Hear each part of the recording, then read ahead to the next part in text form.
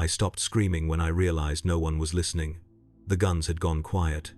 Not because mercy arrived, but because ammunition ran out, and throats gave up, and the wind decided it would be the only thing moving across the field. Smoke hung low, greasy and sweet, the kind that tastes like burned polymer and blood. The ground was soft with it, the ground was soft with us. I lay on my back and stared at a sky the color of spent brass. A last burn had caved the plates at my side. Something heavier had chewed the meat below. Every breath felt like rolling a stone up a hill. The hill always won, the stone always fell back down. Someone shouted orders far away. They sounded important, they were not meant for me. Close by, a vox bead crackled and died. The last message it had carried was a prayer that didn't finish. I tried to roll. My body didn't agree. The flak vest was peeled away on one side where the blast had opened me. I pushed 2 fingers under the edge to feel what was left. I stopped feeling when I understood enough. It is possible to know without knowing everything. The world had shrunk to the square of sky above my face. I could have counted the flies if I wanted company. They didn't care who I was either. They never do. They arrived first at the mouths. Footsteps came and went, not running, methodical. Stretcher servitors moved with that slow, patient rhythm, hydraulics sighing, treads churning mud into a paste the color of old tea. They clicked when they found a living pulse. They didn't click for me yet. My pulse was quiet. Or theirs was bored. A Medicaid trooper passed close enough that I could smell antiseptic through the smoke. She didn't look down. She walked like a line she had to follow, one body to the next, the next, the next. Her gloved hand paused above a man whose legs ended at the knees. She pressed a sealant ampule against the stumps, watched it foam, then moved on before he finished thanking her. He thanked the Emperor too. The air kept the words. I lifted my head a little. The horizon was a torn sheet of manufactorum stacks and hive spires, their edges knifed in soot. The enemy had fallen back, or we had. It didn't matter. The field was still here. It would still be here when the banners moved on and forgot it. Something metal tapped my boot. A servo skull drifted into view, optics dim, auspex node rattling. It scanned my chest like a bored clerk, chirped, and turned away. I wanted to tell it my name, not because it mattered, because I needed to hear it out loud. I saved my breath instead. I remembered water. Not much. A canteen half full a lifetime ago. My tongue felt like old leather left too near a heat event. I swallowed and tasted iron. The iron was me. A shadow moved across my square of sky. The servitor's frame blocked the light as it leaned, jointed arm lowering a hooked stretcher cradle toward the man to my right. He made a sound I recognized from field drills, the sound that asks if the hurt is over. The arm lifted him like cargo. He didn't thank anyone. He was already sleeping, or pretending to, the way men do when they want to be carried by anything that isn't their own feet. Farther off, someone begged for a priest. The request went up like a flare. It came down like all flares do, cold, thin, swallowed by the distance between the living and the busy. I tried to pray. The words were there. The ones they teach you for times like this. The ones that work better before the first shot is fired. They got stuck somewhere between my teeth and the wound under my ribs. I let them sit there. Maybe the Emperor could read lips. A vision came then, not the kind from saints, the kind from blood loss. The light above me grew hard and clean, like Medicaid lamps. Hands moved in it, too smooth to be human, cutting shadow lines into a bright square. I thought I heard a hymn.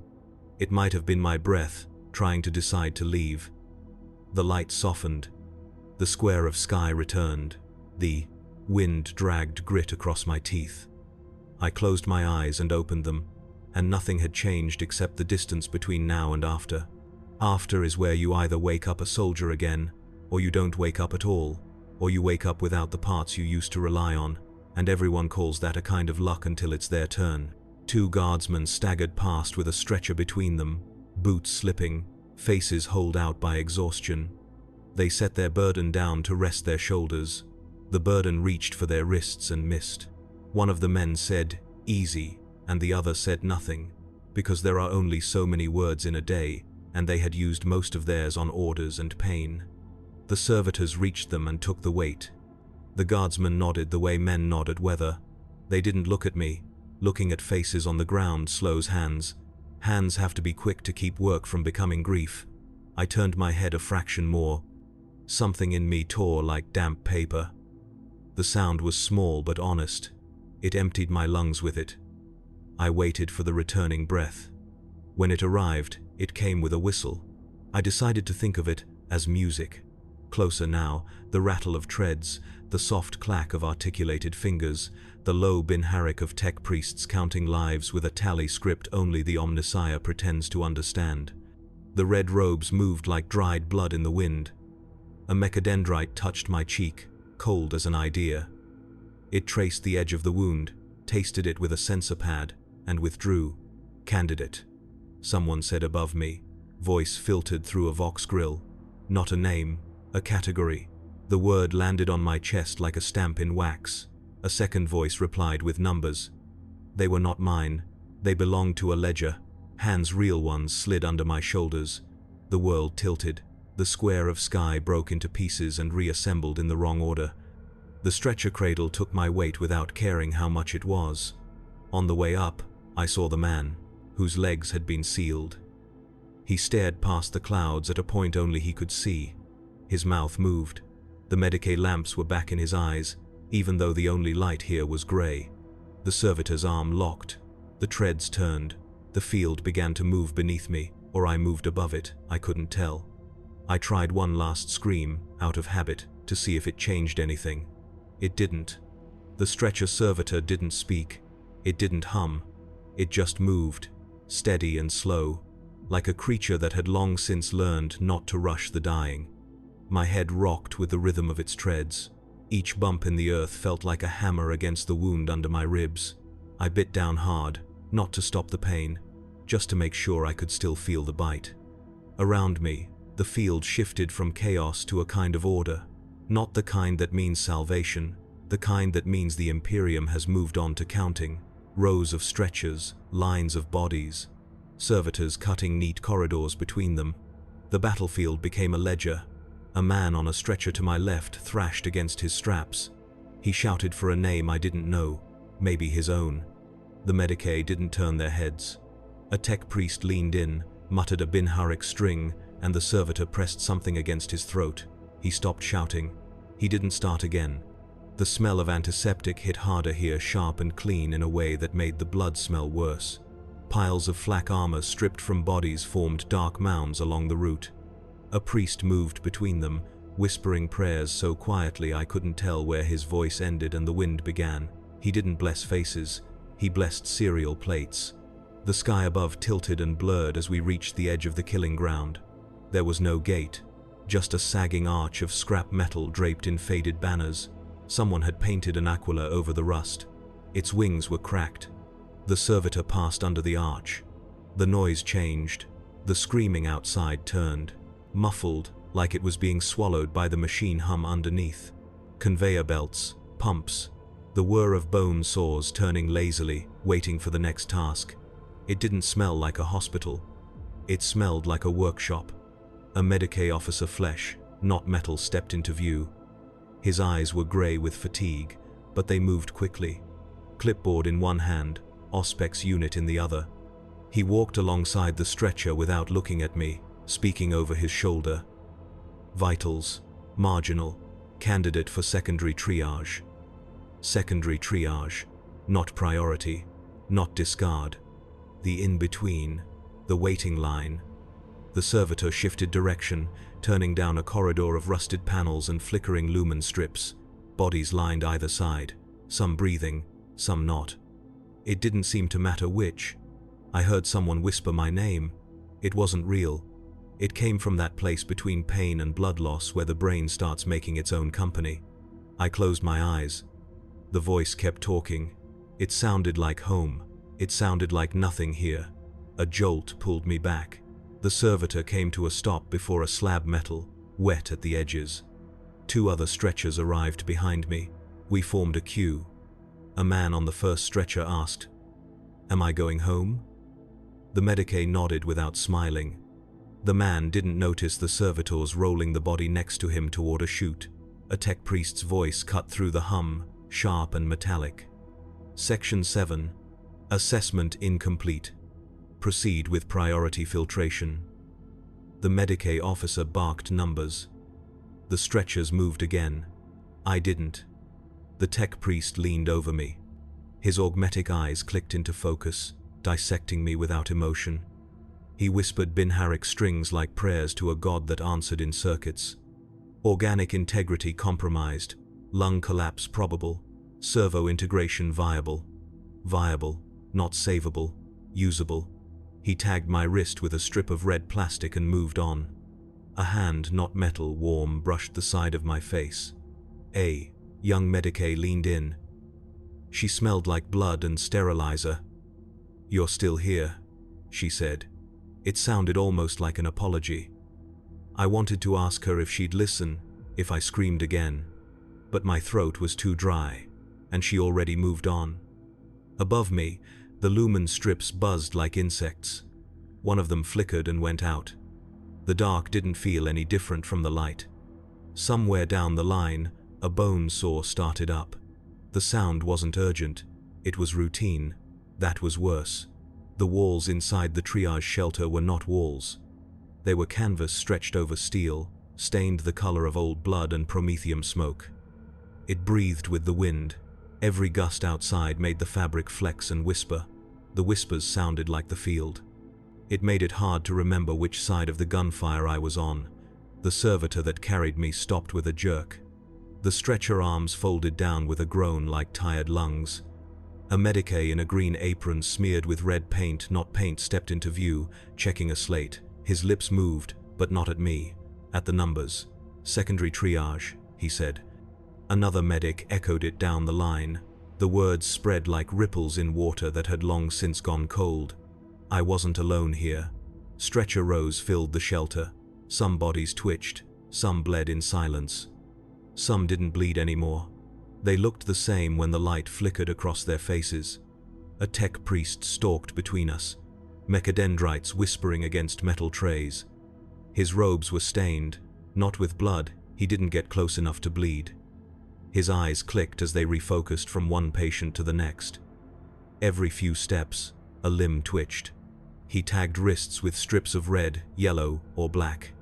He didn't explain what they meant. He didn't need to. The meaning hung in the air like the smell. The man on the next stretcher tried to sit up. His bandaged chest pulled away from itself like a curtain too tightly tied. He screamed once. Someone pushed a needle into his neck. The scream flattened to a quiet breath. No one looked down. A priest passed near my head, whispering litanies through cracked lips. He carried a small aquila on a chain. He didn't stop. He didn't look. He just walked, whispering over all of us at once. One prayer for 100 throats. The servitors began sorting the stretchers. I moved slowly, not under my power, like debris caught in a slow current.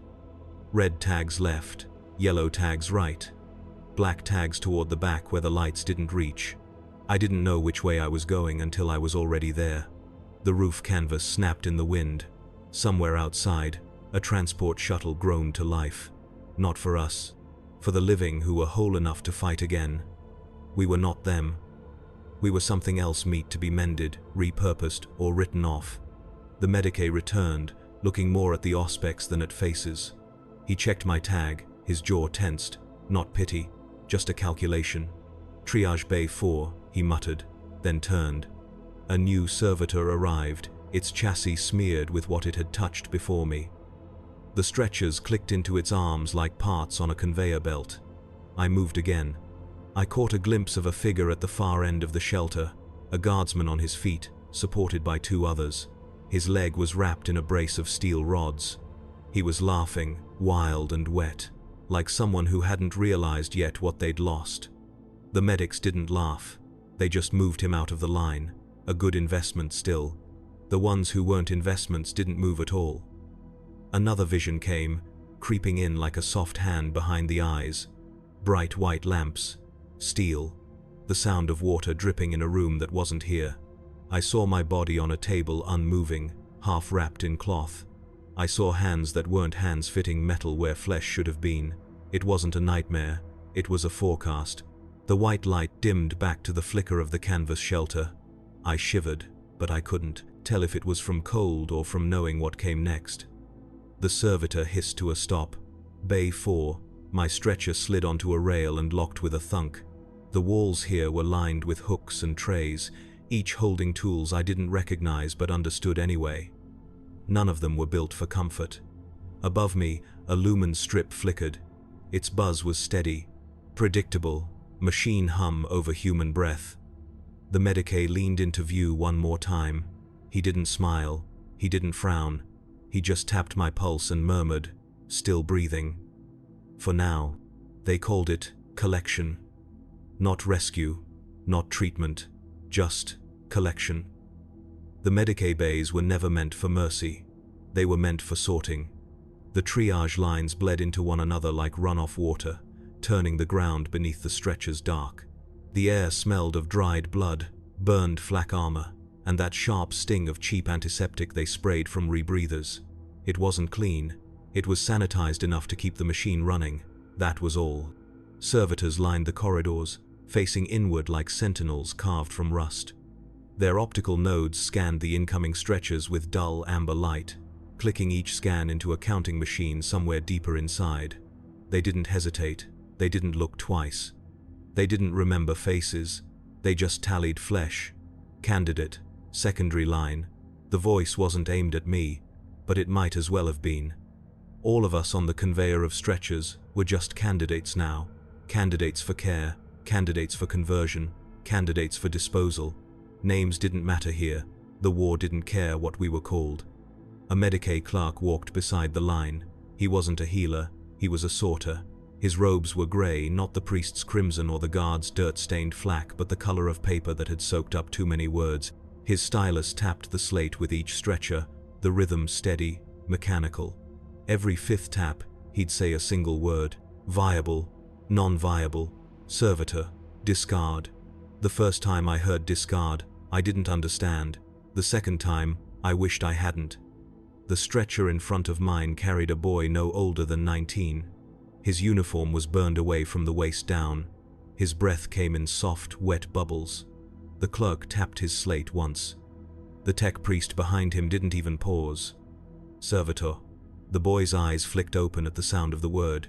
He didn't ask what it meant. Maybe he already knew. Maybe he just didn't have the air to ask. The line jolted forward. The servitor pushing me hissed softly, a release valve sighing through corroded metal. My ribs burned with every bump.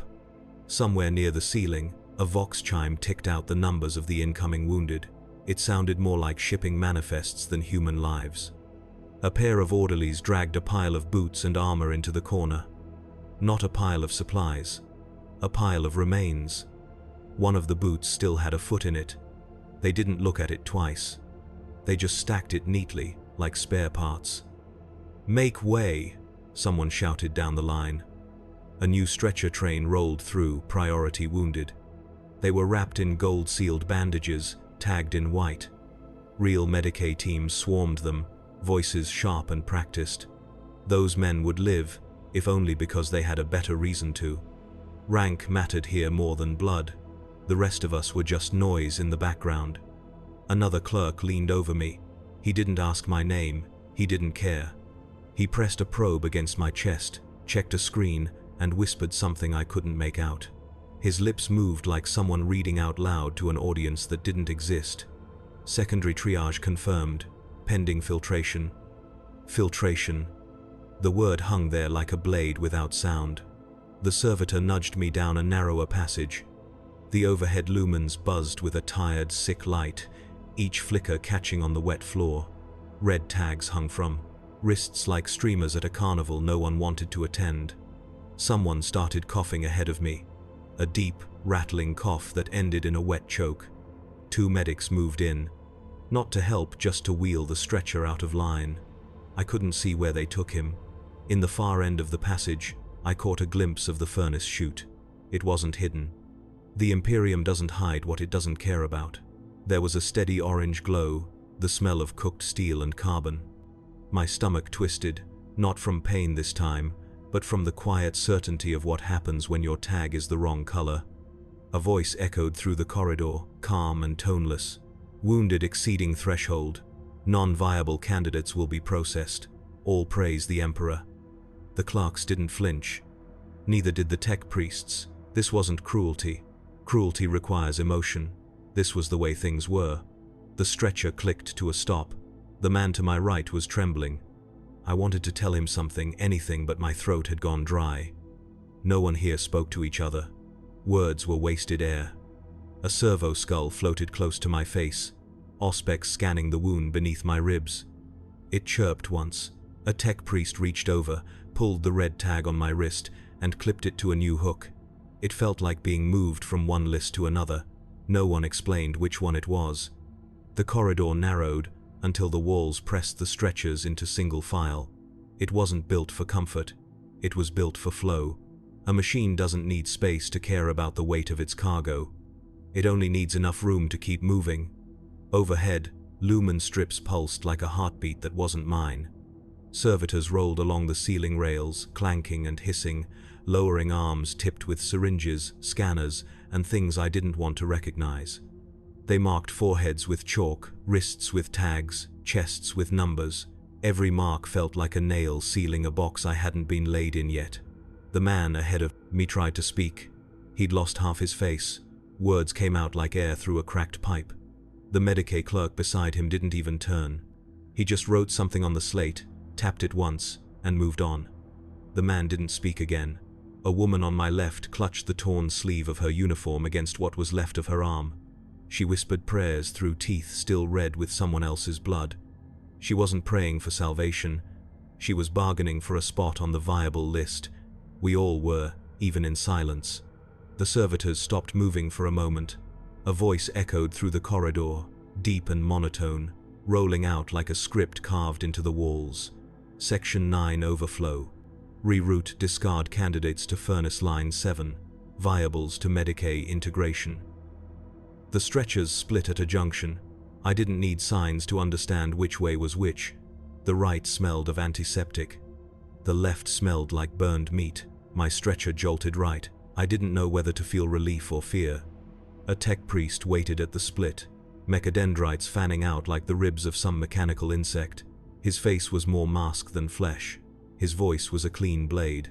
Red tags, conditional salvage. White, immediate repair. Black, discard. He brushed his fingers along my tag, as if deciding whether I belonged to the Emperor or the furnace. Then he stepped aside. My servitor moved on. The new hall was colder. I could hear the buzzing of energy fields, the hum of something deeper than the walls. We passed a row of metal slabs with bodies lying on them, stripped of uniforms, washed pale. None of them moved. Most didn't have enough left to. Tubes ran into their veins, not to heal, to drain. A Medicaid worker pushed a cart loaded with limbs wrapped in stained cloth. I caught a glimpse when the cloth shifted. One hand still had its tags on, red. Someone groaned 2 stretchers down, not from pain, from understanding. It's a sound that comes when the brain finally accepts that it's not a person anymore. Just wait. I tilted my head. A bad idea. The pain spread through my chest like a fire-eating rope. Still, I wanted to see. If I stopped seeing, it would be easier for them to turn me into whatever came next. The walls opened into a chamber, a sorting pit, a hive within the hive. Rows of Medicaid stations sat in clean lines, each with a tech priest and servitor pair, scanning, cutting, sealing, attaching. It was quiet, not because it was peaceful, but because every sound was routine. A body was dragged off a stretcher to my left. The Medicaid scanned the wound, whispered to the priest, and nodded. A sore arm descended. The man didn't scream. A respirator hissed once, then he was quiet like the rest. My servitor paused at the edge of the chamber. A clerk walked up, checked my wrist tag again, and scribbled on his slate. "Hold," he said. The servitor froze. "Conditional salvage," someone muttered. They left me there, halfway between one fate and the other. I watched the people ahead of me disappear behind curtains. Some came back wrapped in clean bandages. Some didn't come back at all. Some came back with metal. Above it all, the tech priests whispered prayers that weren't for us. They were for the machines. The Emperor got the thanks. The Omnissiah got the work. The noise in the chamber changed the moment they started cutting. Not louder, just sharper. It was the sound of saws slipping through bone, the sound of clamps biting down on flesh, the sound of skin losing its argument with steel. It wasn't the kind of noise that leaves a mark on the ears, it leaves a mark somewhere deeper. I lay on the stretcher, not moving, barely breathing, while the first of the stretchers ahead disappeared behind the curtains. You didn't need to see it to know what happened inside. The Medicae teams spoke in short, clipped sentences. The tech priests didn't speak at all. They only recited binary like hymns. The first body came back out. It wasn't the same as it went in. An arm was missing. Something metal was in its place. A crude frame, half wrapped in blood-soaked gauze. The man attached to it wasn't screaming. He wasn't talking either. He just stared past everything, eyes wide, as if he could still see the part of himself that was gone. A clerk leaned over my stretcher. His robes brushed the floor like they were too heavy to be worn by a living man. He scribbled something on my tag without looking at me, then barked an order toward a tech priest. I didn't understand the words, but I understood the way they said them. I wasn't a person to them. I was an item on a list. The woman on the stretcher to my left thrashed when the servitors came. She shouted a name until her throat broke. No one answered. They didn't even restrain her properly, just turned her head and slipped a needle under her jaw. Her body went still, but her eyes didn't close. They never do, not right away. 2 servitors carried her behind the curtain. The tech priest followed, mechadendrites swaying like the limbs of some patient predator. When she came back out, her legs were gone, replaced with dull steel stumps capped with fluid lines. She didn't scream, she didn't thrash, she didn't do anything. Her eyes were open, but they didn't look anywhere. Functional salvage, the clerk said flatly. The tech priest made a soft binharic confirmation, the kind I'd heard whispered around the manufactorums. It sounded like praise. I tried to lift my head. The straps bit into my wrists when I moved. The pain in my ribs flared white. My vision blurred and doubled, and in that blur, another vision came. A clean white room, bright Medicae lamps, no canvas, no smell of burned flesh, just silence and the hum of machines. I was on a slab. My ribs were open like a book. Someone was fitting something cold inside me, something that clicked when it touched bone. I tried to speak. No one heard. The light dissolved back into the triage chamber. The buzzing came back. The tech priests came back. The screaming returned, only to be swallowed again by the sound of saws. The line moved. A hand brushed mine. I turned just enough to see the boy who'd been ahead of me since the field. His burns were black and cracked. His chest rose like a rusted pump.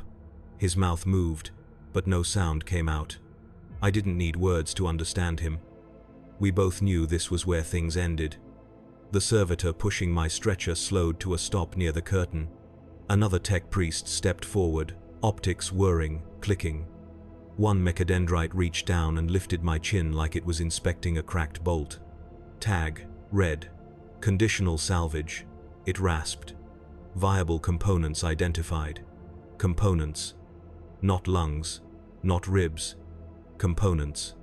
The curtain in front of me fluttered as another body was dragged out, what was left of it. It wasn't human anymore. Not really. Flesh half grafted to machinery. A breathing mass that wasn't breathing for itself. The priest following it whispered a prayer that didn't sound like mercy. It sounded like a ledger closing. The servitor shoved my stretcher forward. The curtain opened. The saws were waiting. The curtain closed behind me with a sound like a blade sliding home. Inside, everything smelled cleaner, but not kinder. The floor here was steel, washed and scrubbed so often it reflected the light of the Medicae lamps in broken, wet shards. The walls weren't canvas anymore, they were real, cold, permanent. That alone told me everything I needed to know. This was where decisions were made. The line of stretchers narrowed to a single path through a hall of shining slabs. Each slab was surrounded by equipment that hummed with a quiet, patient hunger. No chaos, no shouting, just the steady rhythm of a system that knew exactly what it was doing. They didn't ask names here. They didn't even look at faces, only at wounds. A tech priest stood at the first slab, red robes immaculate, augmetic eyes spinning as he scanned a wounded guardsman. A Medicae assistant read his vitals from a slate. Severe abdominal trauma, multi-organ compromise, servo integrity at 23%. The priest didn't hesitate. His mechadendrite unspooled like a snake, tagged the man's wrist, and hissed a single word: discard. The stretcher tilted. The man's body disappeared into a chute at the back of the chamber. No prayer. No sound. Just one more body swallowed by the machine. The next stretcher rolled forward. This time it was a woman with half her left leg missing and a tag already clipped to her arm. The Medicae read another line of numbers. The priest nodded once. Viable. The word sounded colder than discard, because it didn't mean she would live. It meant she could be used. She was wheeled toward a row of curtained stations on the right, where the saws already whispered. I tried to swallow. My throat refused. My stretcher rolled on. The hum grew louder. I caught glimpses between the curtains, bodies stripped of armor and uniform, cut open and sealed with steel plates, limbs replaced not with care, but with function. The wounded didn't look like soldiers anymore. They didn't look like anyone, just shapes being rearranged until they could march again or push a cart or clean blood from the floor for someone else. The Medicae clerk reached me. He didn't bother with questions. He pressed the Auspex pad against my ribs. The machine hissed, beeped once. The clerk leaned closer to the tech priest and murmured something too soft to hear. The priest tilted his head, optics focusing on me like a bird deciding if the thing in front of it was still breathing. Red tag, the Medicae said. Lung collapse confirmed. System salvage likely. The priest's mechadendrite brushed against my neck. Cold, precise. Conditional salvage. To my right, someone started screaming, not the desperate kind from the battlefield. The screaming here had no edge left. It was hoarse, distant, the sound of someone who'd finally understood they weren't going home. A tech priest barked something in Binharic. A servitor pressed a needle to the man's throat. The screaming stopped. The line kept moving. The wounded weren't patients. We were inventory. My stretcher clicked into a side bay, a holding pen, really. Rows of us lay waiting in the cold light, all with red tags dangling from our wrists. Nobody here spoke. Words didn't mean anything anymore. The sounds that mattered were the machine scans, the clicking of the tech priests, the whirring of blades beyond the curtains. Across from me, a man whispered. They said we'd be safe if we made it here. No one answered him. He laughed, then a quiet, broken sound that didn't travel far. The laughter was worse than the screaming. A mechadendrite brushed my temple. A voice followed it, metallic and patient. You will be useful. Useful. Not saved. Not healed. Useful. The stretcher shuddered as the servitor's hydraulics engaged. It was moving again, toward the line of curtained bays where usefulness was made. They wheeled me deeper into the chamber. The air changed again, less battlefield, more factory. It wasn't a place of healing. It was a place where broken things were stripped, assessed, and rebuilt into something that could serve again. Rows of stretchers lined either side of the sorting floor, angled beneath harsh Medicae lamps that burned white and unblinking. The light was clinical, judgmental. It didn't care what it touched. I could see now how the system worked. 3 stations, no hesitation. Left, discard. Center, salvage. Right, repair. The left was easy to recognize. The stretchers went in full and came out empty. A door at the back led to the furnace chutes, still glowing faintly orange. I could smell it even here. That was the smell the battlefield never let you forget. The right was quieter. A handful of surgeons, the kind with more flesh than metal, worked quickly. White tags only. Officers, veterans, people who still mattered to the ledger. They were stitched, pumped full of chemicals, and sent down another hall, back to war. And the middle was for people like me. The servitor angled my stretcher toward the salvage bay. The curtain didn't close all the way. Through the gap, I saw a tech priest bending over a woman's body, augmetic arms moving like spiders. Her left side was already replaced with steel plates. Tubes snaked from her chest into a machine that pulsed like a second heart. Her eyes were still open, but she was somewhere far away. The mechadendrites didn't tremble, they never did. A Medicae worker walked between the bays, holding a box of numbered data slates. Every few seconds, he called out a number. A tech priest repeated a binary confirmation. It was neat, efficient. They didn't treat the wounded, they processed them. Somewhere behind me, a guardsman begged. He begged to go back to the front, to work, to live. His voice broke against the steel walls. The tech priest marked his tag without answering. The begging stopped before the saw started. I tried not to look. I failed. They lifted him onto the slab and fitted a mask over his face. His eyes blinked fast, like an animal caught in light it didn't understand. The Medicae injected something clear into his veins. His muscles relaxed. The priest whispered a litany to the machine. The saw lowered. He didn't scream. He wasn't allowed to. I felt the mechadendrite slide against my throat again, reading the pulse like it was checking a machine's operating temperature. A clerk appeared at the foot of my stretcher, muttering under his breath as he checked the slate. Lung compromise, partial salvage, blood loss acceptable, acceptable. It sounded like an executioner giving a polite nod. He scribbled something and handed the slate to the priest. The mechadendrites clicked, twisting into place. One grabbed the stretcher rail. The sound it made wasn't unlike a door locking shut. My vision blurred again, not from pain this time, but from the edges of something cold pressing in on my skull. The blood loss was catching up. Or maybe the room itself wanted me to stop seeing. A vision flickered behind my eyes. White lamps, that same table. The sound of my own breathing fed through a machine, slow and even. No pain in the vision, just silence. Because silence doesn't need permission. When it cleared, the real lamps above me were still there, buzzing faintly. The tech priest was still looking at me like he was deciding which parts of me mattered. Someone on the other side of the salvage bay started singing. A hymn. Cracked, quiet, desperate. The priest by their bed didn't tell them to stop. No one ever tells you to stop when it doesn't matter anymore.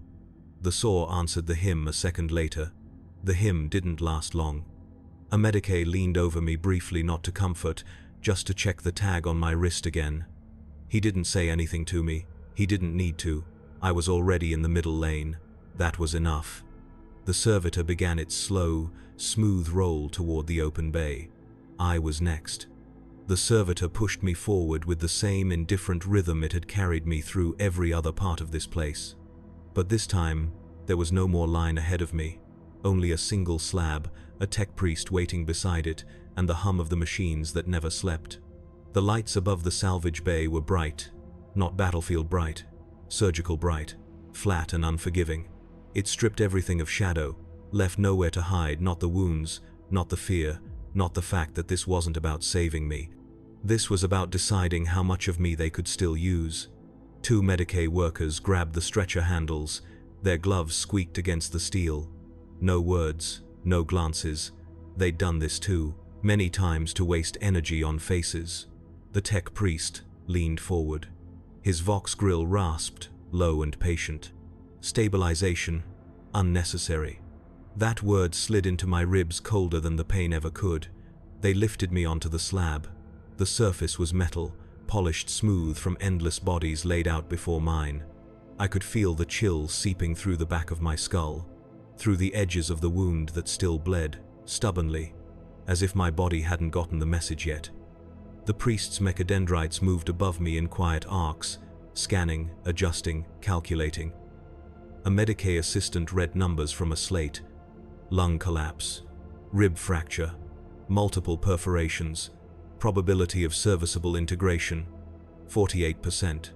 The priest made a sound, not a word, but a short click. It was the kind of sound someone makes when they've decided something. Salvage. The word fell like a hammer.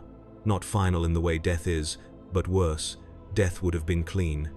This meant continuation without consent. I tried to speak. My throat scraped like rust. Don't. One of the Medicae turned his head slightly, not to answer me, just to make sure my mouth was still working. "Restrain vocal activity," the priest said in Binharic. A servitor arm descended and fixed something across my jaw. It didn't hurt. That was almost worse. Pain meant I was still me. The room blurred for a second. My breath stuttered. A vision tried to pull me under again, clean light, silence, the soft hum of breathing that wasn't mine, but this time I forced it back. I needed to see, even if no one saw me. They cut away the remains of my uniform, dropping it to the floor without care. It landed on a pile with dozens of others. Just fabric, just weight. Someone at the far end of the bay coughed, choked, and then didn't anymore. The saws picked up their song again. I counted the rhythm in my head. 1, 2, 3, hiss. 1, 2, 3, hiss. The tech priest leaned closer until his shadow folded over me. "You will continue to serve," he said, voice as flat as the slab beneath me. "Your flesh is inefficient, but your service is not yet complete. Not yet complete. Not yours. Theirs." A sharp hiss filled my ears as a cold line of fluid threaded into my arm. It numbed everything quickly. The world narrowed to the lamps and the echo of their prayers. The Medicae recited the litany of preservation. The priest responded in Binharic. It sounded almost holy, but this wasn't worship. This was dismantling. The assistant tilted the slate. The priest's optics clicked again. "Proceed with filtration." The lights above me burned so bright they turned everything white. For a moment, I couldn't tell if my eyes were open or closed. The last thing I saw before the world flattened was a glimpse of the body on the slab next to mine, half human, half machine, breathing through something that wasn't a mouth anymore. And then the saw arm lowered. The lights burned through my eyelids, even when they were shut. Sound dissolved into a dull underwater thrum. Breathing didn't belong to me anymore. It belonged to the thing that hummed above my head, counting and measuring and keeping me alive for reasons that had nothing to do with mercy. The cold reached me first. It wasn't like air on skin. It was inside me, threads of surgical coolant running through veins that weren't veins anymore. My body wasn't a body in this room. It was a problem they were fixing. Voices overlapped like a chorus without faces. Tag red conditional salvage. Prep the thoracic unit. 47% viability. Proceed. Someone peeled away the remains of my flak vest, and with it went the last bit of warmth I'd been holding on to. A tech priest's mechadendrite traced the open wound along my ribs, not with care but with calibration. Every touch measured something, nothing comforted anything. The Medicae nurse leaned over, her face a blur framed in white light. She didn't smile. No one smiled here. She pressed a respirator seal against my mouth and nose. I fought for a moment, out of instinct more than will. A needle slipped into my arm, quiet as a whisper, and the world softened at its edges. The saw didn't start with a scream, it started with a prayer. The priest's Binharic hymn rolled low and steady, his augmetic voice clicking on every third syllable. It was the kind of sound meant for machines, not human ears. And yet, here it was, spilling over a slab with a guardsman on it. The saw came next, not rushed, not violent, just efficient. The hum slid through the room like a second pulse. A respirator hiss, a clamp click, a whisper, another hum. It was a rhythm practiced so well it didn't even feel like surgery. It felt like manufacturing. Someone lifted my left arm and rotated it. Someone else counted softly under their breath. The saw stopped. Something cold and round pressed against the side of my chest. Metal, always metal. A voice to my right. Seal the lung cavity. Pump in cold oxygen. Another to the left. Replace fractured rib structure, standard subplate. I wanted to scream, but the respirator swallowed the sound. I wanted to move, but the straps around my wrists were iron and purpose. A flash of vision cut through the light. White lamps, no faces. My body hanging like a marionette. Tubes snaking into ribs that no longer bled. My voice somewhere in the corner, small and useless, asking if anyone could hear me. But no one looked up. No one ever does in here. The world shuddered back into focus. The saw had been replaced by the sound of welding, a short burst, a hiss like breath between teeth. I felt something settle inside me, not warm, not living, just heavy. Integration at 49, a Medicae said. Stabilization possible. The tech priest tilted his head. I couldn't see his eyes behind the lenses, but I felt the decision forming there, not about saving me, about what else they could take. Another mechadendrite descended, slick with oil, and pressed against my sternum. A red light blinked once. A seal hissed shut. Function. Acceptable, the priest intoned. It sounded almost like approval. A man on the slab beside me started coughing wet, frantic. A medic turned his head away and pressed a mask over his face. The coughing stopped. The saw didn't. All around me, stretchers became slabs, slabs became shells, shells became things that used to be men. And the room never paused. Not once. The coolant ran colder. The machines hummed deeper. And the last thought I managed to keep to myself before the drug pulled me further under wasn't a prayer. It wasn't even a scream. It was a whisper. This isn't healing. This is ownership. The drugs pulled me down like water closing over my face. Not all at once. Just slowly enough for me to know exactly when the point of no return slipped past my fingertips. The respirator whispered above me, dragging air into a lung that no longer felt like mine. I couldn't tell if the cold spreading through my chest came from the wound or from the machines replacing what they'd decided to keep. Every breath was an order carried out by something metal. The tech priest's litany rose and fell in rhythm with the machinery. He spoke to it like it was alive, like the Omnissiah was sitting just above the lamps, nodding to every word. The Medicae workers answered in short, flat responses. Their hands didn't tremble. They never trembled here. Stabilization unnecessary.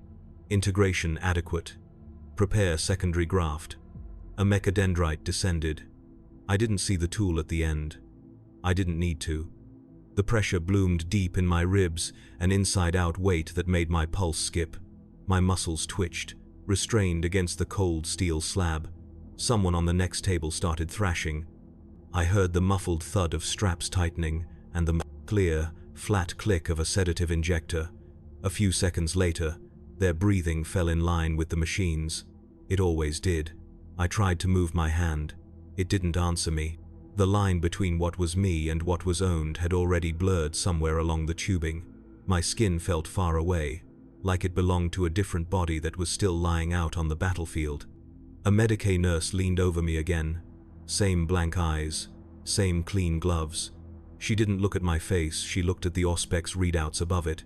49, she said softly. That's enough. Enough for what? Another vision crept in. White, so bright it almost felt soft. Tubes curling into ribs that gleamed where bone should have been.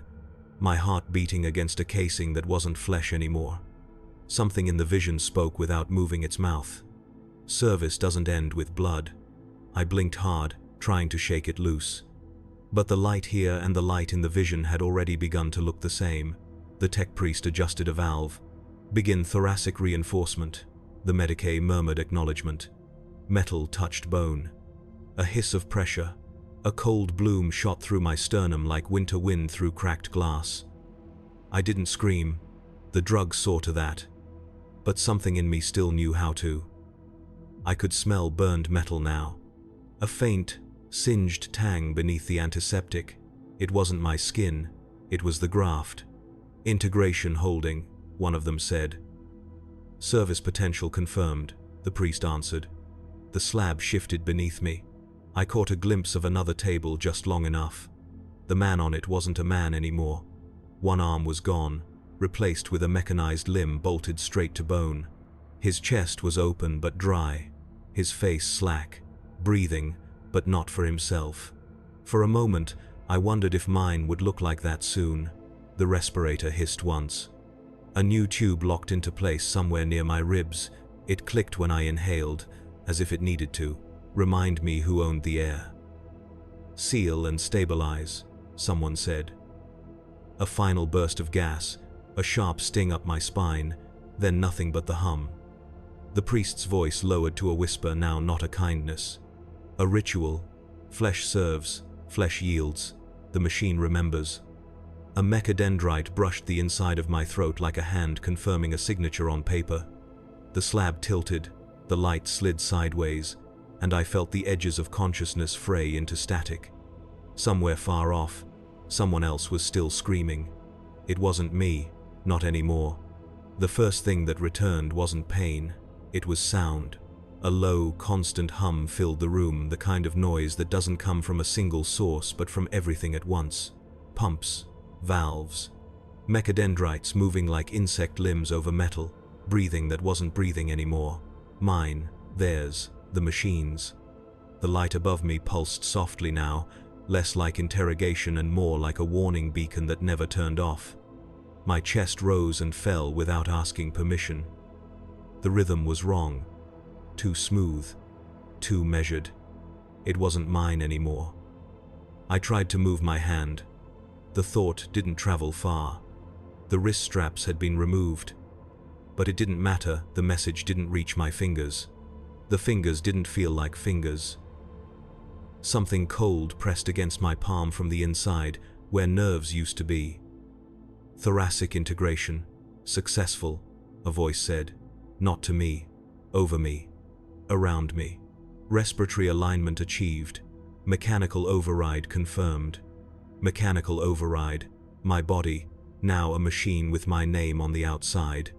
The tech priest leaned closer. His lenses reflected the light like the eyes of something that didn't know what it meant to blink.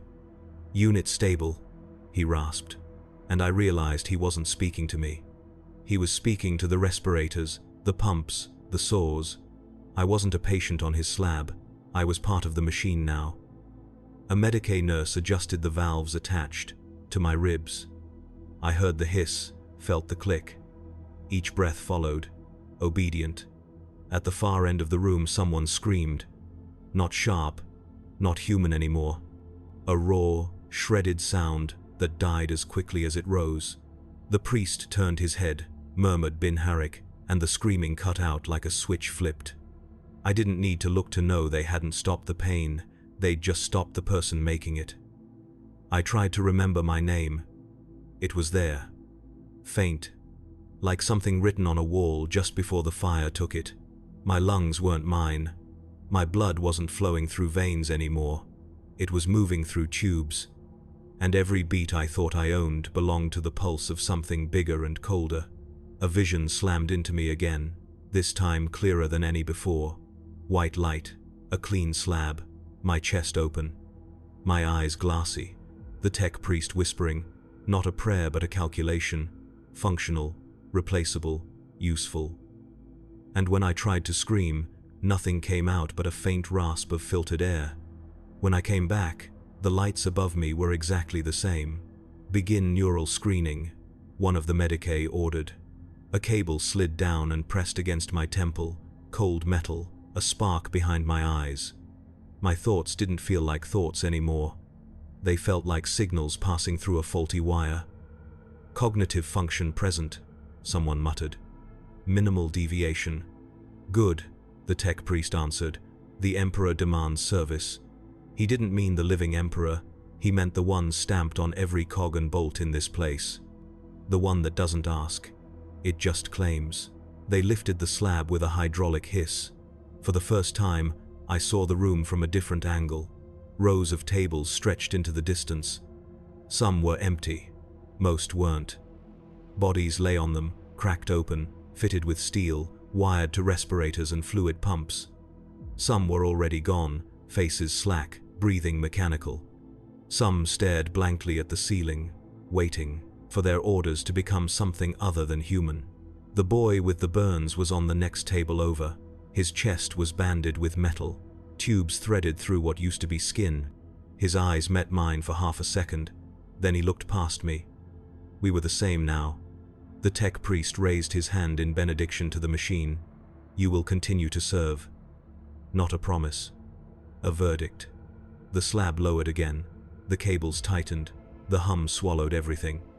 And in the quiet between one breath and the next, I understood. I wasn't leaving this table as myself. I wasn't leaving as a man at all. When the world returned, It didn't return all at once. It came back in fragments like light slipping between the teeth of a cracked door, the hum of the respirator, the distant scrape of boots, a faint, pulsing rhythm that wasn't mine but now lived inside my chest anyway. Every beat landed with a soft, mechanical click. My eyes opened to a ceiling I didn't recognize, though I'd been staring at it for hours, or days, or longer. Time doesn't live here, only processes do. The Medicae Bay was quieter now. The saws weren't singing, the tech priests were gone or perhaps just silent, their work finished. What remained were the sounds of breathing that didn't belong to humans anymore. Metal lungs whispering in chorus. Flesh forced to keep pace. I wasn't restrained anymore. That didn't mean I was free. I tried to lift my hand, and it responded not like before, but with the grinding smoothness of something rebuilt. The movement was too exact, too obedient. I didn't have to will it. It was already listening. My breath caught. It clicked. Someone shifted on the slab next to me. It was the boy with the burns. His chest rose evenly, like the machine had taught him how to breathe again. He turned his head with the stiff precision of freshly forged augmetics. His eyes were still his, though they carried the hollow look of someone who knew what had been taken. "They said we'd live," he rasped. The sound of metal threaded through his voice, flattening it. They didn't say what that meant. I wanted to answer, but my throat locked around the respirator port. The words died against it. Not a choice, a limit. A servo skull floated into the ward, its auspex eye blinking with clinical disinterest. It hovered over the boy first, scanned him with a short chirp, and then turned toward me. Its light washed across my ribs. I felt the implants inside me respond, like a dog straightening at a command. The skull emitted a satisfied chime. Unit stable. A distant voice on the Vox confirmed. Mark for reassignment. Reassignment, not discharge, not recovery. Just another destination in a machine that never ends. A Medicae entered next, not the ones who'd cut me open. A different kind. Cleaner, unhurried. He carried a clipboard and walked like someone who'd never needed to run from a trench in his life. He stopped at the foot of my slab, flipped a page, and read aloud as if reciting the weather. Lung graft successful. Musculoskeletal stabilization within parameters. Respiratory override installed. Cognitive function intact. Assignment pending. His voice didn't carry judgment, just a quiet, awful finality. He looked up then, not at me, but through me. "Congratulations, guardsman, you're still useful." I didn't have the strength to laugh, or cry, or even hate him properly. All around the ward, other survivors were being pulled from their slabs. Some could walk, some were carried. Some moved like puppets with new strings. None of them spoke. The tech priests had already decided their worth. Words wouldn't change that. I caught a glimpse of the far wall, 3 black doors, each marked with a rune. One for the front lines, one for the servitor pens, one for the furnace. The Medicae began calling out names that no longer fit the bodies they belonged to. The boy's name was called first. His head snapped toward the door with the calm obedience of a machine hearing its function. He didn't look back. A servo skull hovered over me again. Awaiting designation, it buzzed. My heart, or the thing replacing it, answered with another hollow click. I understood now. This wasn't about healing. It never was. It was about sorting value one last time. And soon, my number would be called too. The Medicae Bay had no windows, but I could feel the day shift changing. Not from the light, there was none here, but from the rhythm.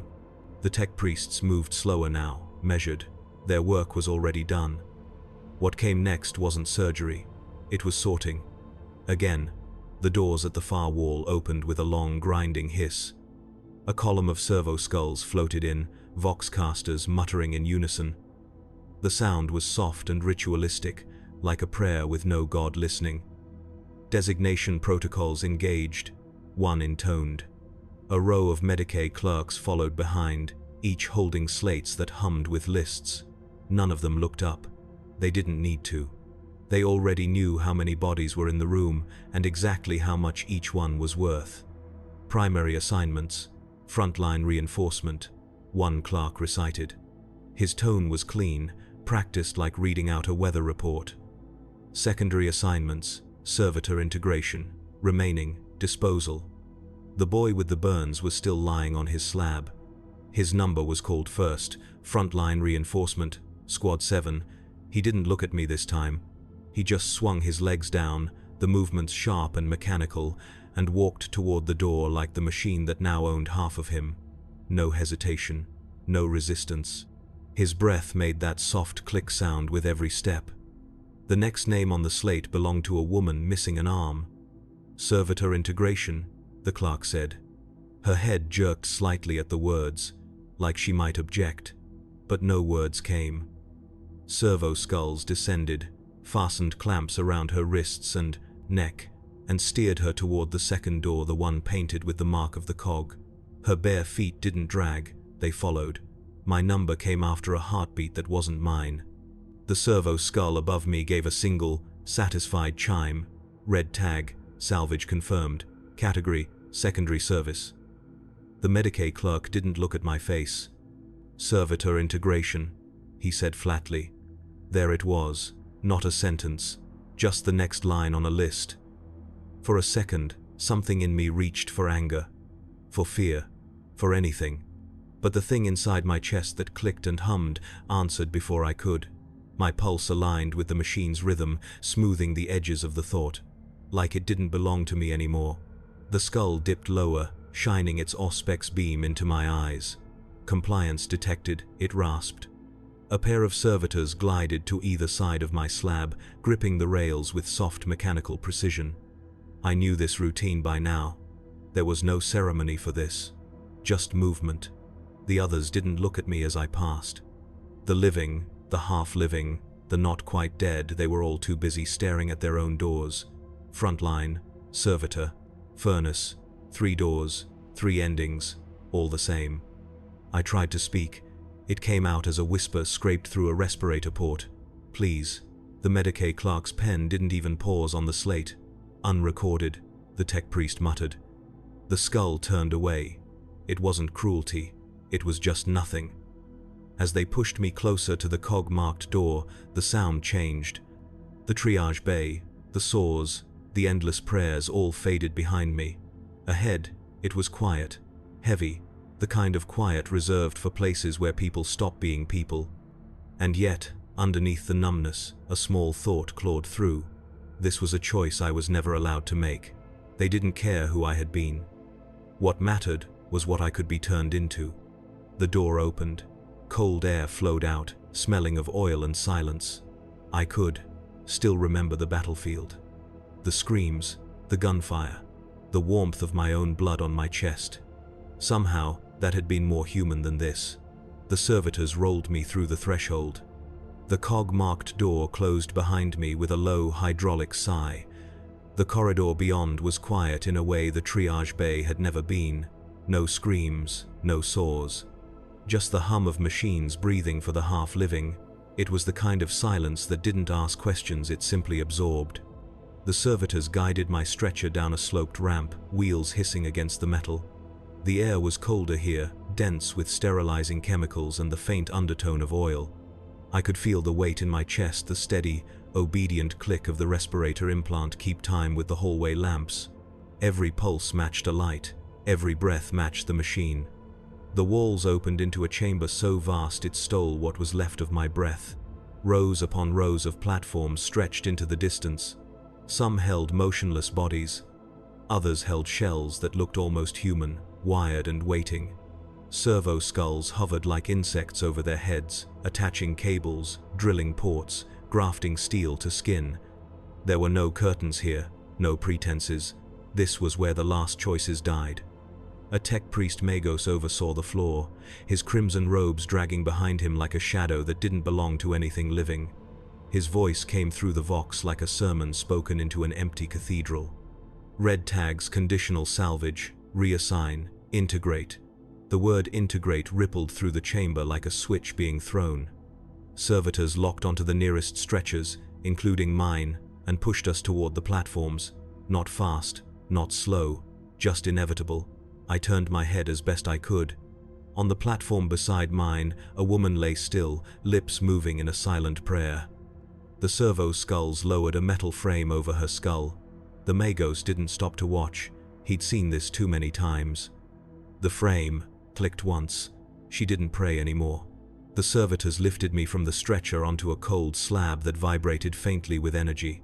Metal arms folded into place around my wrists, ribs, and throat. Not tight enough to hurt, just enough to remind me this wasn't a negotiation. Compliance detected. The skull above me intoned. I could see everything now. The other platforms, the assembly lines, the living stripped for purpose. Some still whispered prayers, some whispered names, most whispered nothing at all. A tech priest leaned over me, different from the others. Older, less human. His lenses whirred as they locked onto mine. He didn't speak like a man, he spoke like a cog turning in a larger wheel. Your body persists, your purpose endures, you will serve. He lifted something from the tray beside him, an interface node, smooth and black as gunmetal. It glimmered under the lights before vanishing behind my ear with a soft, wet click. A flash of white carved through my skull, sharp and clean. For a second, I wasn't sure if I'd heard my own voice or the machine's. The others around me were changing too. One by one, the tags on their wrists were stripped away, replaced by numbered data chips, identities traded for designations. The boy with the burns stood near the far wall, no longer lying on a slab. He was upright now, connected. His breaths were still clicking, but his eyes didn't move anymore. He wasn't the boy from the triage line. He was something else, something that would never come back. The Magos raised his hand. All motion on the floor slowed to a synchronized halt. Rows of skulls hovered in silence. The respirators purred. He intoned one final line, a prayer made of rust. The flesh yields. The machine remains. Praise the Omnissiah. The clamps tightened around my wrists. The light above my head burned hotter. The hum inside my chest became a part of the larger rhythm around me. I stopped breathing on my own. I didn't need to anymore. I didn't wake up. I came online. The shift wasn't sudden. It was like someone slowly dimmed the sound of my heartbeat until all that remained was a clean, steady rhythm that didn't belong to me anymore. The world didn't rush back into my senses, it unfolded, piece by piece, like a system booting up. My eyes opened without my permission. The light above me didn't sting this time. The pain was gone, not healed, but removed, cut out, and replaced with a stillness that felt too clean, too quiet. The respirator didn't hum above me now. It hummed through me. Somewhere in the dark corners of my skull, I heard a sound, an internal click followed by a soft, mechanical breath that wasn't mine but answered when I inhaled anyway. It was like sharing a body with something else. No, not sharing. Being hosted. The platform I lay on tilted upward. Not gently. Precisely. The metal restraints retracted into the slab with a short hiss. A servo skull hovered close, its auspex light sweeping over me like it was reading a code. My chest implants answered with a pulse of light that echoed inside my ribs. Integration confirmed. A tech priest intoned somewhere above the chamber. Unit responsive. Unit. The word slid over me like cold water. I wanted to scream at it, but my mouth moved slower than my breath now. The implants answered before my tongue could. The chamber was brighter than before. I could see all the platforms stretching out in perfect lines. Some bodies were still on slabs, silent, slack-jawed. Others sat upright like me, moving slowly, first their eyes, then their fingers, then their chests as the machines inside them synchronized. Rows of red tags were gone. In their place, small glowing data chips blinked in rhythm with the overhead lumen strips. The people I had once bled beside didn't look like soldiers anymore, not even like men or women. They looked like parts. A low-frequency pulse vibrated through the floor, humming, up through the slab and into my spine. My back arched slightly, not because I wanted it to, but because something told it to. The skull above me made a confirming chime. Signal received. Reflex calibration complete. It didn't hurt. That was the worst part. The absence of pain was heavier than the pain itself. It made everything that followed feel real in the worst possible way. Across from me, The boy with the burns stood at the edge of the platform. He didn't blink when the Magos spoke. He didn't flinch when the servitors clipped his interface cables into the wall ports. His breaths were steady. Each step matched the pulse of the floor. The boy I'd known in the triage line was gone. Only a frame remained. I tried to hold on to something human. A memory. A voice. The sound of my own name. It flickered faintly, an echo pressed between steel plates, but every time the hum pulsed, it faded a little more. The Magos stepped onto the floor like a priest entering a temple. His robes moved with the weight of authority, lenses scanning each of us in turn. He didn't see us as faces, he saw us as inventory. The flesh is weak, the flesh is spent. The flesh is spent, but service continues. His voice rolled through the chamber like scripture. Unit 1, stand by. Unit 2, stand by. Unit 3, active. One of the integrated bodies stepped forward without hesitation. Not a soldier anymore, a shape wearing what used to be a man. The Magos turned to me next. Unit 4. My chest implant answered before I could. The servo skull clicked once, cables dropping down like a spider lowering its threads. They attached to the ports behind my ear and along my spine. A white light filled my vision, not blinding, just total. The hum beneath me rose, steady and calm, like the sound of a door closing. The system didn't ask me if I was ready. It just accepted. The moment the cable locked into the port behind my ear, the world split into two layers. The first was what my eyes saw: the chamber, the rows of platforms, the endless rhythm of the machines. The second was something beneath it.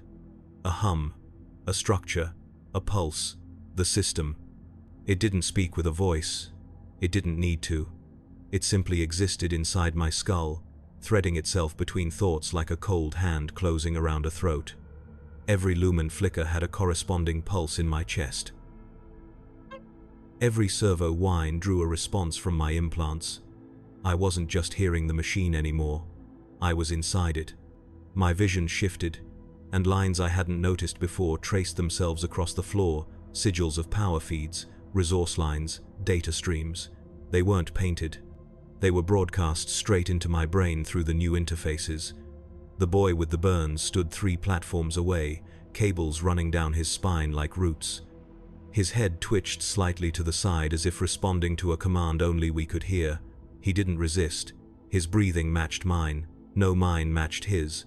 The machine was syncing us. Synchronization nominal, the tech priest Magos announced. His voice didn't echo. It resonated. I tried to move, and the world moved with me, not freely, but through channels carved into the air. My limbs obeyed instructions faster than my brain could issue them. The ports behind my skull thrummed softly, feeding back into the pulse. Memory flickered. I am a guardsman. I tried to hold on to that. The battlefield. The moment the shell hit, the canvas walls, the red tag on my wrist. But those weren't memories anymore. They were just unarchived data. A new input flooded my mind, a low-coded series of Bin-Harik pulses. It wasn't language, not exactly, but I understood it anyway. Service assignment imminent. Obedience ensures continuity. I didn't think the reply. My implants did it for me. Acknowledged. Rows of cables lifted from the platforms and guided the newly integrated toward formation lines painted on the chamber floor. The others moved like clockwork, in silence. I stayed where I was, not by choice but because I hadn't been activated yet. The Magos stepped forward, his lenses reflecting our faces like we were ghosts in glass. Unit 4, he said. Prepare. The skull hovering near my head let out a single tone. My chest implant responded with a pulse. My legs swung over the side of the platform without hesitation. Standing felt wrong. Not because of pain, there was none, because it was too easy. My limbs moved like something else had already calculated the steps for me. I heard the soft hiss of pistons in my ribs as I exhaled. My body had been rewritten into an equation that no longer required my permission. Across from me, a man stumbled mid-step. A sharp jolt of static ripped through the chamber, and his head snapped forward, posture locking back into place. The tech priest didn't look up from his console. Correction was automatic, deviation unacceptable. Service overrides autonomy. The machine's thoughts slid into mine like oil on water, and I couldn't tell anymore where its voice ended and mine began. We formed ranks without being told. A line of the half-living, the once wounded, the salvaged. The doors at the far end of the chamber opened again, revealing the silhouette of transport containers waiting to ship us to wherever the Imperium needed meat wrapped in steel. I tried to whisper my name, just to hear it one more time. The respirator clicked, but no sound came out. My jaw moved exactly 2 millimeters before the interface overrode it. The Magos raised one hand in benediction. The flesh breaks, the machine endures, all serve. The hum rose in the floor, I felt it in my ribs. I answered it without wanting to. Unit 4 ready. The engines began as a whisper, the kind of sound that crawls through metal and bone until it becomes part of your pulse. The transport shuddered once, then settled into the rhythm of a heart that no longer belonged to anyone inside it. The straps across my chest tightened, synchronized with the click of my respirator. The hum of the machine filled the space where breath and thought used to be. We were seated in perfect rows, each of us locked into place. The air smelled of oil and faint sterilizer, cleaner than the battlefield, emptier than a grave. The boy with the burns sat to my right. His eyes were open, unfocused, staring at the wall as though trying to remember what color the sky used to be. His lips didn't move, but I could still hear him, not through sound, through the pulse shared between our implants. A soft, electronic echo that wasn't language but meaning. We're still alive. No, I thought back. We're still useful. The machine accepted both answers. The transport lifted. The motion was smooth, no turbulence, no resistance. The inertial dampers carried us up through the docking shaft and into the void. I had expected darkness, but through the small viewport on the far wall, the stars burned white and still, cold fires in an ocean of silence. The machine adjusted our pupils automatically, dimming the glare before we could even blink. Across the bay, a tech priest's voice cut through the low hum, steady and reverent. The flesh obeys. The machine endures. The Emperor sees all purpose fulfilled. The servitors nearest him bowed their heads, the motion as mechanical as the words. I tried to look away, but even that was no longer fully my choice. My neck turned only within the limits the harness allowed. Everything else was decided by the machine's comfort, not mine. Through the floor, vibrations carried a kind of memory, footsteps, gears, the distant movement of other transports in formation. My thoughts began to separate into layers. One layer was human, fragile, flickering like a candle guttering in a draft. The other was steady, precise, efficient. It catalogued oxygen levels, gravity gradients, internal diagnostics. That second layer was louder. That second layer was winning. Every few seconds, a soft tone resonated inside my skull. Status check complete. The implants responded with data: my body temperature, pulse, oxygen intake. It all flowed automatically, perfect and cold. The human part of me didn't have to try anymore. I wasn't sure if that was comfort or surrender. The boy turned his head toward me again. His eyes flickered under the low light. The voice that came from him was layered now, human breath and machine tone folded together. They said we would be saved. I couldn't answer. The respirator clicked once, like the ghost of a sigh. "We are," he continued, and looked down at the mechanical arm where his hand used to be. "We're saved from stopping." He smiled then, faintly. Or maybe it was just the spasm of a muscle learning a new signal. The transport shuddered again as it broke through atmosphere into the upper void. The hum deepened, vibrating through my ribs. The implants in my chest answered the frequency automatically. The entire bay became one heartbeat, steady, collective, endless. The stars outside shifted. Ahead, the warship loomed, a cathedral of steel hanging in the dark. Its hull bristled with towers and vox arrays, light glimmering through stained adamantium. 1,000,000 lives lived and died in that thing's shadow, and now we were being fed into it like raw material. As the transport docked, a vox chime rang through the cabin. The Magos's voice filled the silence, calm as scripture. "Integration complete. New units ready for induction. Praise the Omnissiah." The straps across our chests released in perfect sequence. No one moved until the floor pulse gave permission. Then, row by row, we stood. Feet clanged against the decking in unison. The sound was beautiful in a terrible way, precision mistaken for purpose. The cargo doors opened. A corridor stretched out before us, lined with lumen strips and sanctified symbols of the Mechanicus. The air smelled of incense and burned ozone. Servitors moved in quiet processions, pushing carts of parts and body shells. Somewhere deeper in the ship, machinery roared a constant hymn to industry and obedience. We marched forward. Not fast, not slow, perfect. The floor under our boots trembled with the rhythm of the ship's engines. Every step we took matched it, every breath synced to it. The line ahead never wavered. A voice inside my head, a voice that was and wasn't mine, began to whisper with the cadence of prayer. The Emperor protects, the machine remembers, flesh yields, service remains. Each repetition hollowed the words a little more. Each one felt less like faith and more like programming. We reached a bulkhead marked with a sigil of the cog and skull. Beyond it, I could hear the pounding of engines large enough to drown stars. A tech priest stood waiting, hood drawn low. His face was a patchwork of metal and scar tissue. He raised a servo hand in benediction. "Unit 4, he said, his voice equal parts human and binary. "Designation confirmed. Secondary servitor cohort. Proceed." My implants answered before I could think. Acknowledged. The boy stepped through the doorway ahead of me. The hum swallowed him. Then it was my turn. The light on the other side was red and endless. The chamber beyond was filled with silhouettes, machines the size of cathedrals, arms and cranes and vox towers rising through the haze. I could feel their hum pulling at me, synchronizing me to a rhythm older than my own heartbeat.